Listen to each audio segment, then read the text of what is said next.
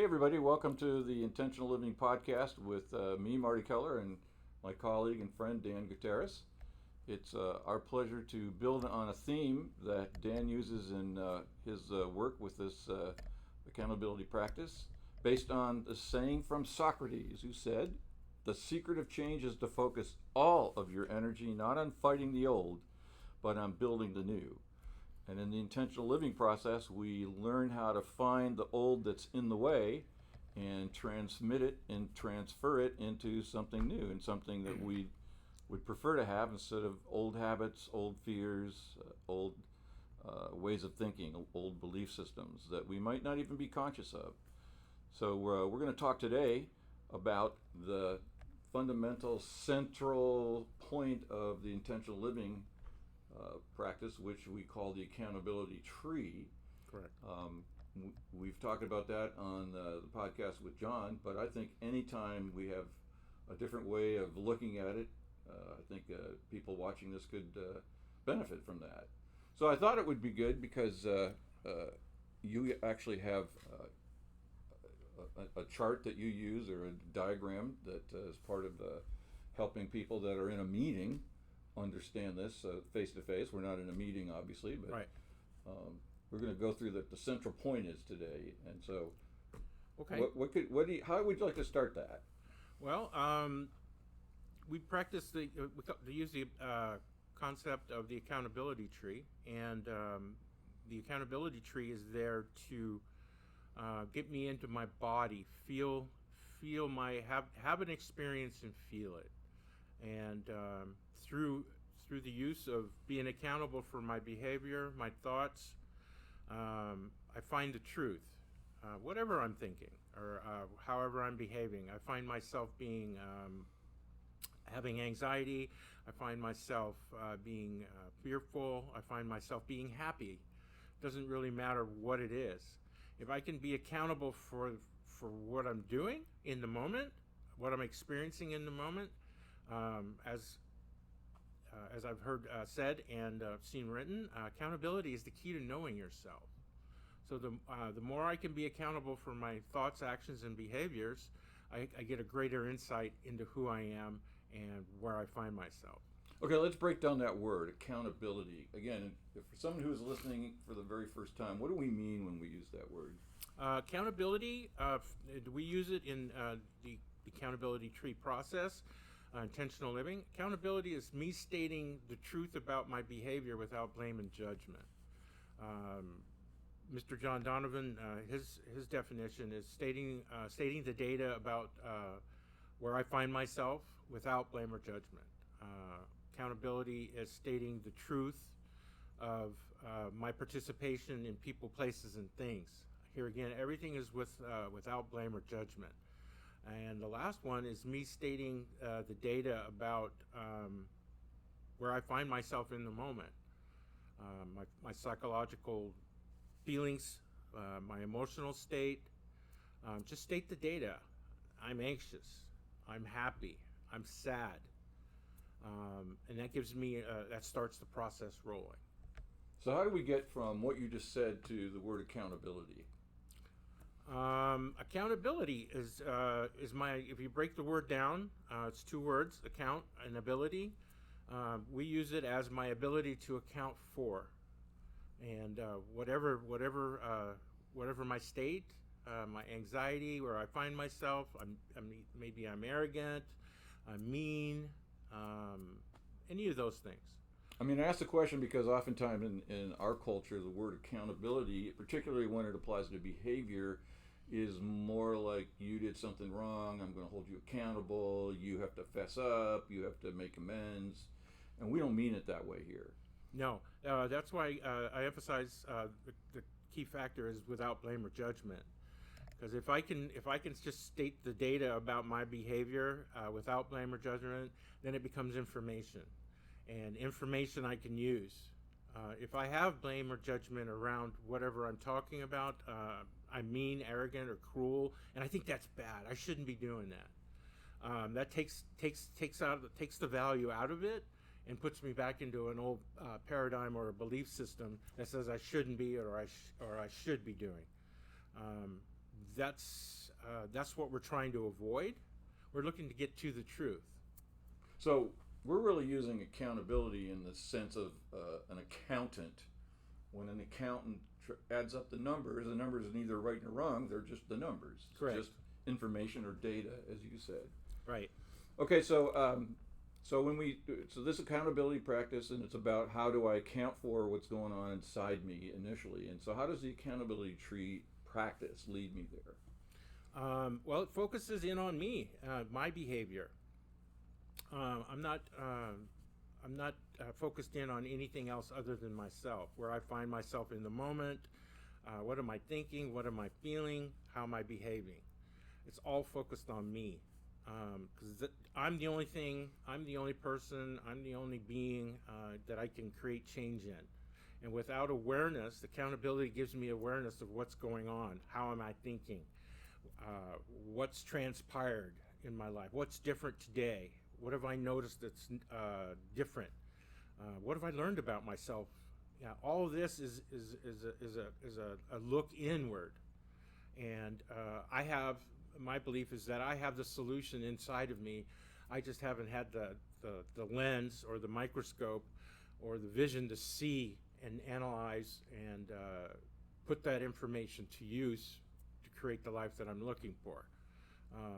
So accountability is about me being accountable for myself, what I'm doing, what I'm thinking, and so forth. So from a practical perspective, my first encounter with doing the accountability practice, I don't know about you, was in a meeting, a process meeting, where John introduced the concept as something to work on in the moment, and it was usually because somebody, just in this case, use myself, I'm experiencing something I'm angry about, I'm confused about, I'm afraid of, and I don't know what to do about it. And so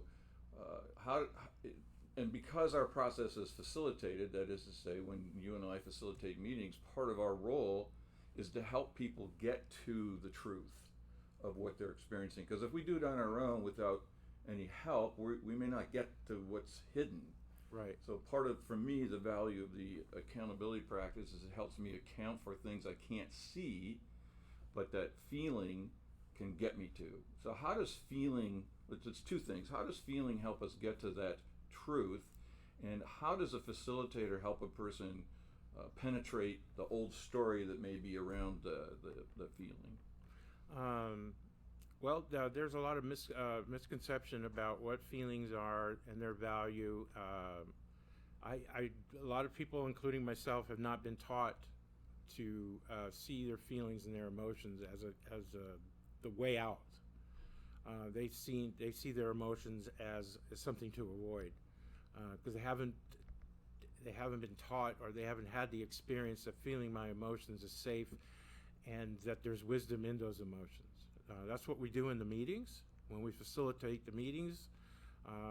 Well, can you, before we go there, can you give an for instance on what's a feeling I might not want to feel or avoid?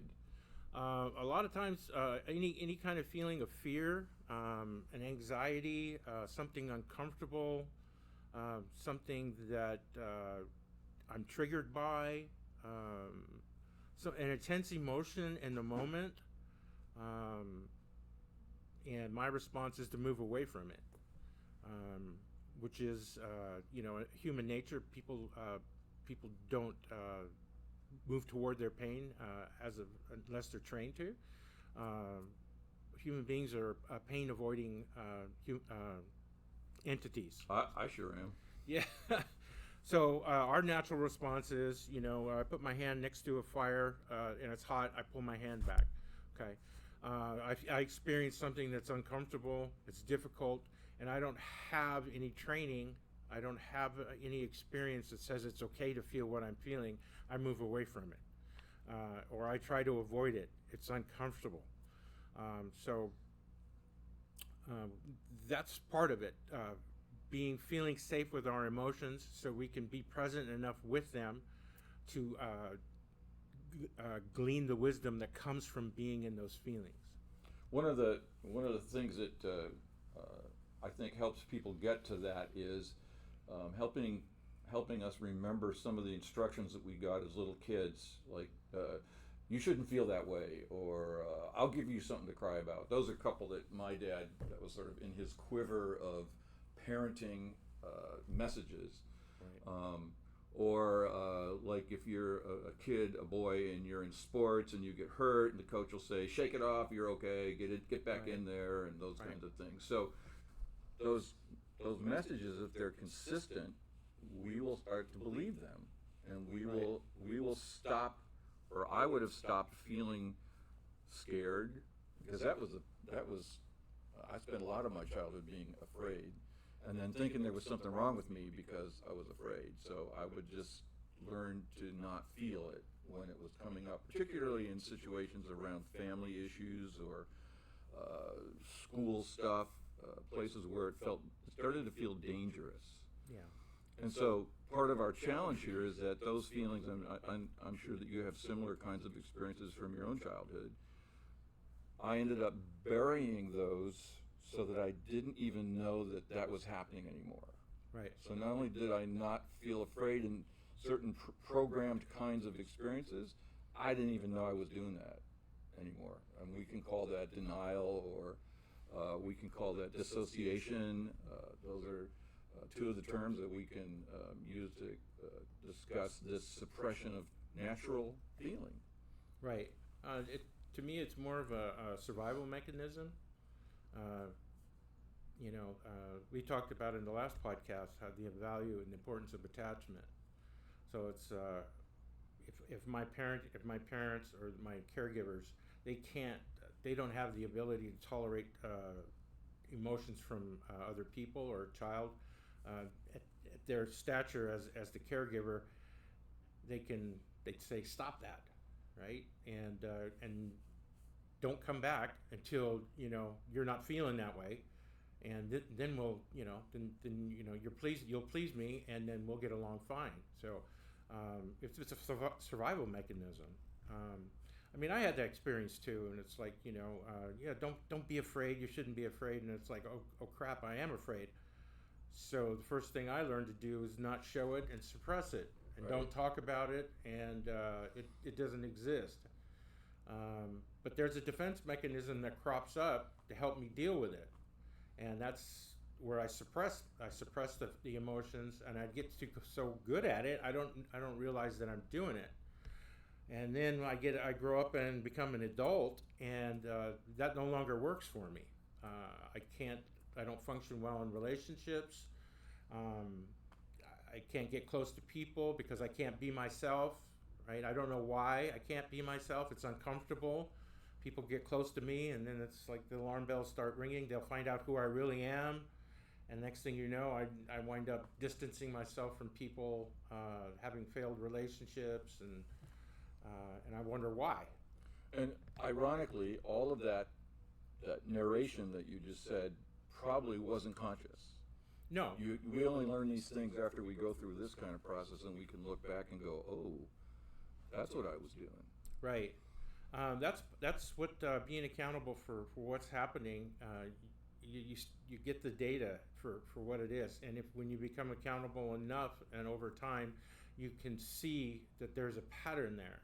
Your behaviors, there's a pattern there, and you can be accountable, and then you can see the pattern, and then you can glean what's really there. The issue is never the issue, right? But for me, the accountability practice is when I state my truth, that creates a resonance inside of me. It doesn't have to make sense. Okay, thank God. I lived with that for a long time. But when I say my truth, when I get to the core of it, and I can state my truth, that's where I have a resonance with it. And we all know, I can't say we all know, but a lot of us have experienced that when we somehow out of the blue, we state the truth, and then our body resonates with it. Or we have a thought, and all of a sudden we tear up. Well, especially if it's a truth that we've been avoiding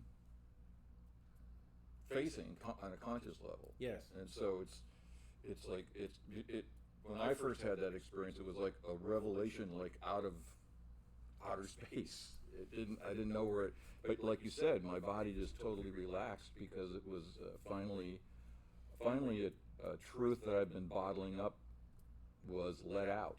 Right. And my experience of that, I was running around a friend's living room in a panic. I didn't understand what was going on, but I had awareness of, to doing this process, and I just blurted out the question, what is it that you want? And the voice from beyond came back and said, I just want to feel effing safe.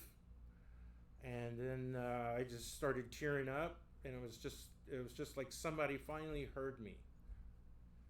I've been hiding this. I've been living with this for so long, and it's just like, the word safety just resonated with my experience. And then I started crying and shaking, and it was just like, wow, this is it. I hit like a tuning fork, literally. You hit a tuning fork and you put another one next to it, and then if they're the same frequency, the other one will start vibrating. Sure. That's what happens in your body when you have that experience. Sometimes it's not dramatic, but you state your truth.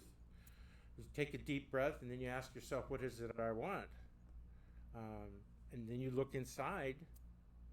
You just look inside. You wait, and then you know through practice that there's something going to come.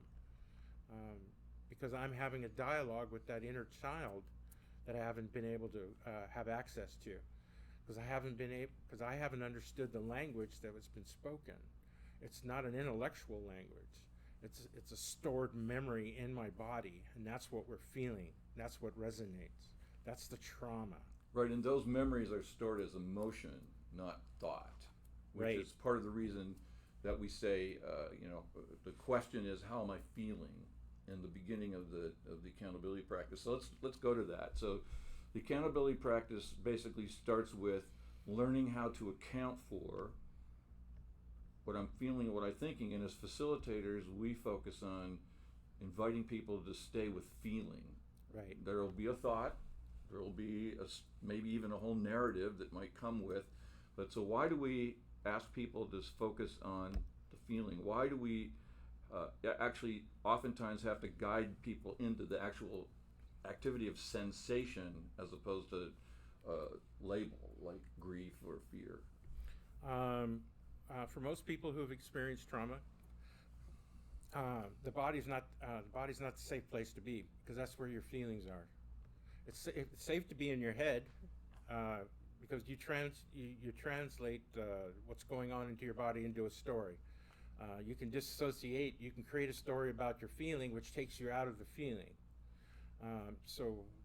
For me, the cornerstone is to get myself, as well as everyone else that I work with, get myself to start practicing noticing what's going on in my body. That's where the work is at, and the energy, the feeling in our bodies is pre-verbal. So we don't have access to it until we get to the point where we just allow that feeling that's there, and we don't label it, we don't put a narrative on it, because it's there. And I don't have the ability, when I first start, is to connect to it, because this is something I've been avoiding my entire life.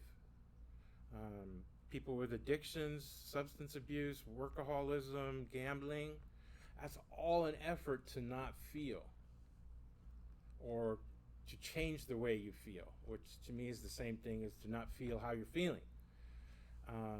And that's very powerful.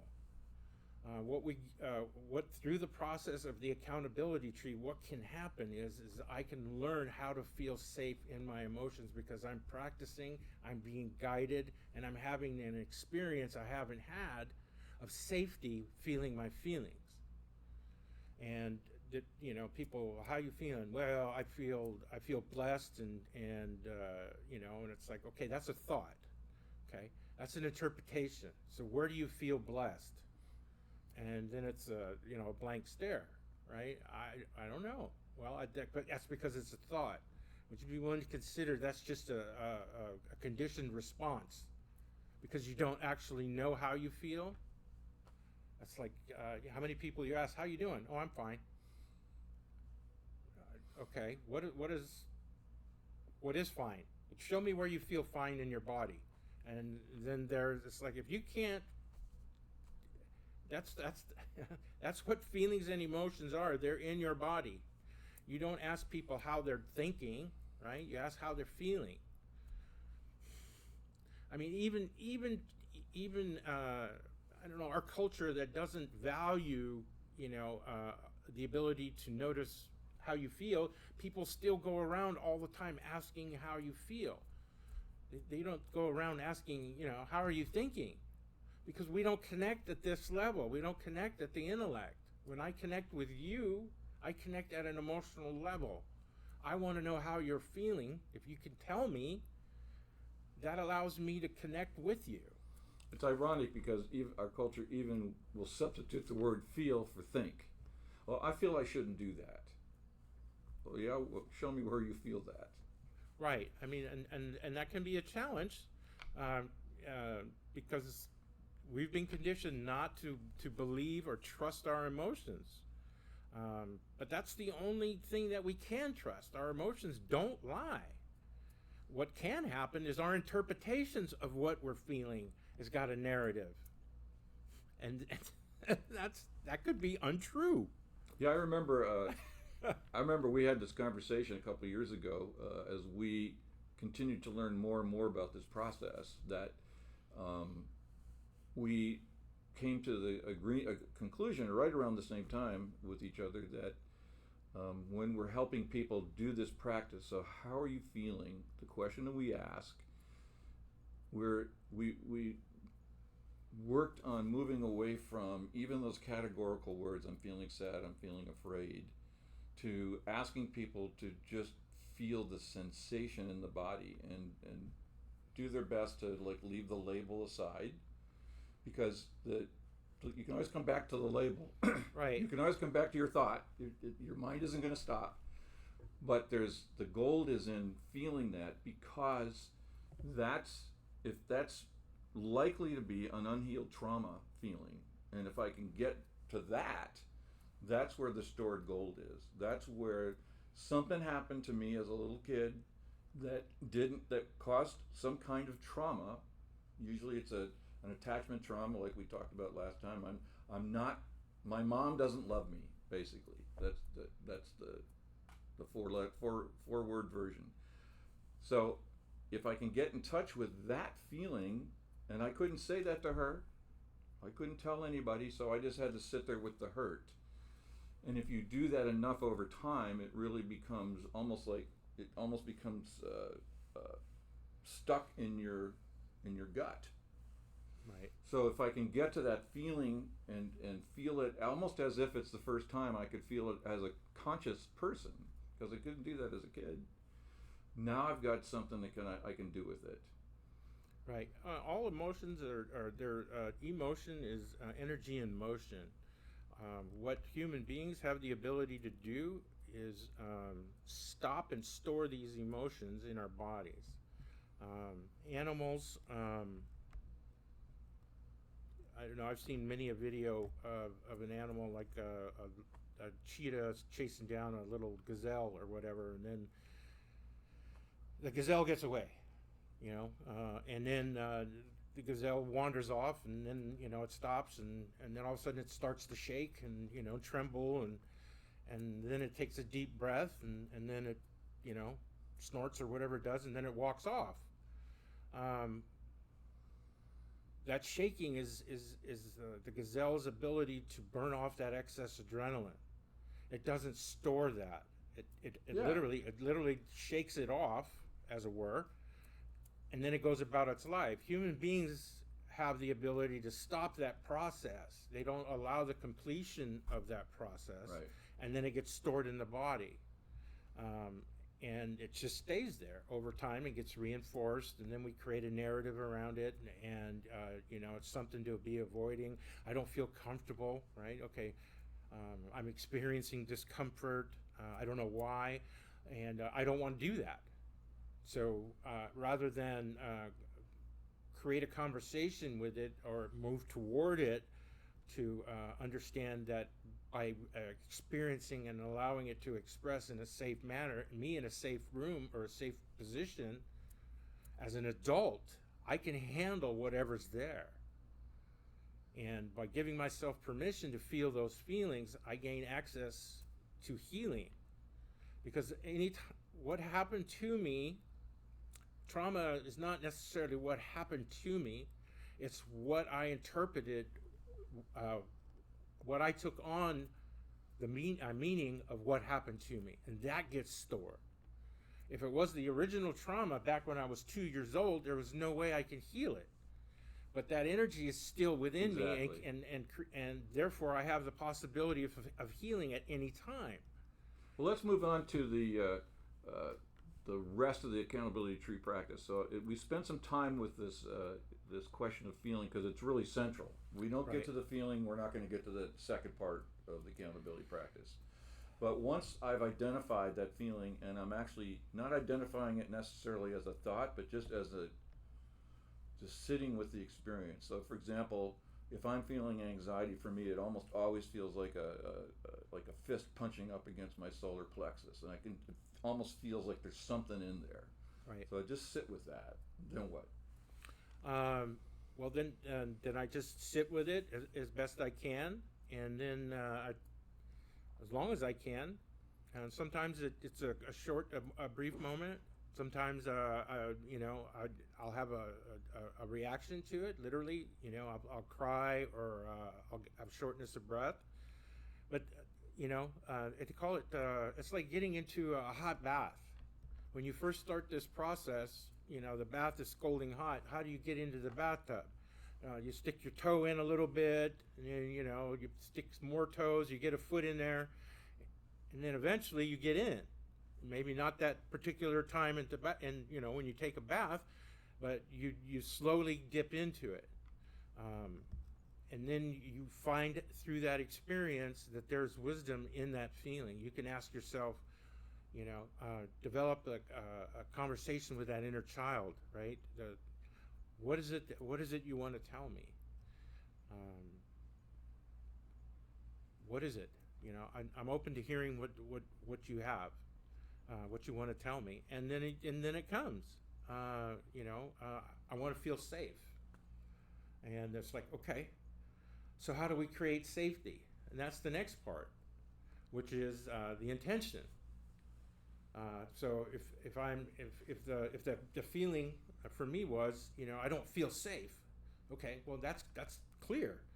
So what do I want to do? I want to create safety for myself so I can heal this feeling, right? So then I create the intention. I intend to create a world of safety, connection, and forgiveness. And that's the work. So then as I go on, this feeling of safety or not feeling safe reoccurs. So I recognize what it is. I can stop what I'm doing, and then I can be accountable. I'm not feeling safe in the moment. And then I go through the process again. I feel it. I take a deep breath, and then I create the same intention. I repeat that intention. I intend to create a world of safety, comfort, and joy. And then that puts me in choice. And then that's the part of the intentional living is I'm creating my future through the use of intentions based on where I've been, based on the feelings, based on the trauma, based on my truth. So over time, I repeat the cycle over time. And then when I feel anxious, I start to feel that unsafe feeling. I now have something that I can do. I've done it so many times, that feeling comes up for me that I'm feeling anxious or I'm feeling unsafe. And then I go straight to, I want to create a world of connection, safety, and trust. So over time again, when I feel that feeling come up, then it automatically becomes my default setting, and I go from I change this feeling as something to avoid, and then it becomes information about how I subconsciously start creating my life that I want.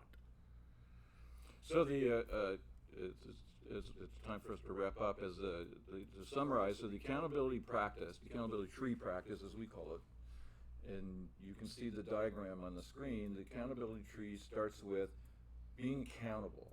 I want to account for how I'm feeling. And in facilitated meetings, we help people stay with feeling. Because I remember the first time I did this, I wanted to wander away from it as soon as possible. So, Right. John helped me stay with it. You've helped me stay with it. And once I stay with that there's information for me that can be the place where I can now go to say, okay, what do I want instead? Right. And that what do I want then becomes the basis for setting an intention, which is in essence a reprogramming opportunity among other things, so that that subconscious little boy hears this is now a possibility. And like, oh, maybe I don't have to be in this defensive crouch or this defensive stance the rest of my life. Maybe I can experience a world of peace or joy or happiness or even fun. So as we bring this to an end, I'd like to let everybody know the best place to learn about these things is in an accountability practice meeting. And if you'd like to participate in those, they're both in person here in Sacramento and online. It's information about how to participate in the meetings will be available at the end of this podcast. So we thank you for joining. Thanks, Dan. And Thanks, Marty. We'll see you in the next one. Okay.